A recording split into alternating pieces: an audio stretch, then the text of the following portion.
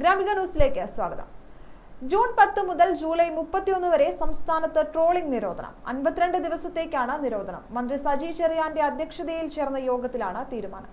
ഈ കാലയളവിൽ ട്രോളിംഗ് ബോട്ടിൽ തൊഴിലെടുക്കുന്ന മത്സ്യത്തൊഴിലാളികൾക്കും അവയെ ആശ്രയിച്ച് ഉപജീവനം കണ്ടെത്തുന്ന അനുബന്ധ തൊഴിലാളികൾക്കും അനുവദിക്കുന്ന സൗജന്യ റേഷൻ വിതരണം ഊർജിതമാക്കുമെന്ന് മന്ത്രി യോഗത്തിൽ ഉറപ്പു നൽകിയിട്ടുണ്ട്. 24 മണിക്കൂറും പ്രവർത്തിക്കുന്ന ഫിഷറീസ് കൺട്രോൾ റൂമുകൾ എല്ലാ തീരദേശ ജില്ലകളിലും പ്രവർത്തനം ആരംഭിച്ചിട്ടുണ്ട്. ട്രോളിംഗ് നിരോധനം നടപ്പാക്കുന്നതിനായി ജില്ലാ കളക്ടർമാരുടെ അധ്യക്ഷതയിൽ ബന്ധപ്പെട്ട ഉദ്യോഗസ്ഥരുടെയും മത്സ്യമേഖലയിലെ വിവിധ ട്രേഡ് യൂണിയൻ നേതാക്കളുടെയും യോഗം വിളിച്ചുകൂട്ടി ജില്ലാതല തീരുമാനങ്ങൾ കൈക്കൊള്ളണം. ട്രോളിംഗ് നിരോധനം തുടങ്ങുന്നതിന് മുമ്പ് അന്യസംസ്ഥാന ബോട്ടുകൾ കേരള തീരം വിട്ടുപോകുന്നതിന് ബന്ധപ്പെട്ട തീരദേശ ജില്ലാ കളക്ടർമാർ നിർദ്ദേശം നൽകണമെന്നും മന്ത്രി അറിയിച്ചു. ട്രോളിംഗ് നിരോധനവുമായി ബന്ധപ്പെട്ട് ഹാർബറുകളിലും ലാൻഡിംഗ് സെന്ററുകളിലും പ്രവർത്തിക്കുന്ന ഡീസൽ ബങ്കുകൾ അടച്ചുപൂട്ടാൻ നിർദ്ദേശം നൽകണം. എന്നാൽ ഇൻബോർഡ് വള്ളങ്ങൾക്ക് ഡീസൽ ലഭ്യമാക്കാൻ അതത് ജില്ലകളിലെ മത്സ്യഫെഡിന്റെ തിരഞ്ഞെടുത്ത ഡീസൽ ബങ്കുകൾ നിബന്ധനകൾക്ക് വിധേയമായി പ്രവർത്തിക്കണം. കടലിൽ പോകുന്ന എല്ലാ മത്സ്യത്തൊഴിലാളികൾക്കും കടൽ സുരക്ഷയുടെയും തീരസുരക്ഷയുടെയും ഭാഗമായി biometric ID card, Aadhaar card, life jacket എന്നിവ കരുതിയിട്ടുണ്ട് എന്നുറപ്പാക്കണം.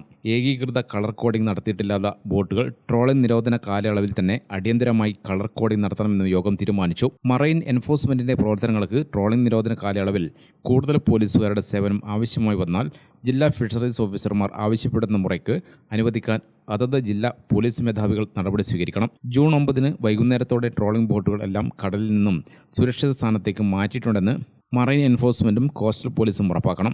ട്രോളിംഗ് നിരോധനം ലംഘിക്കുന്ന ട്രോൾ ബോട്ടുകൾക്കെതിരെ കർശന നിയമ നടപടി സ്വീകരിക്കണമെന്ന് നിർദ്ദേശിച്ചു.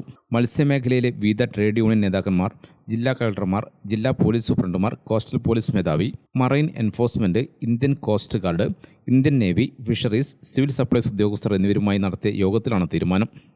News desk Gramika.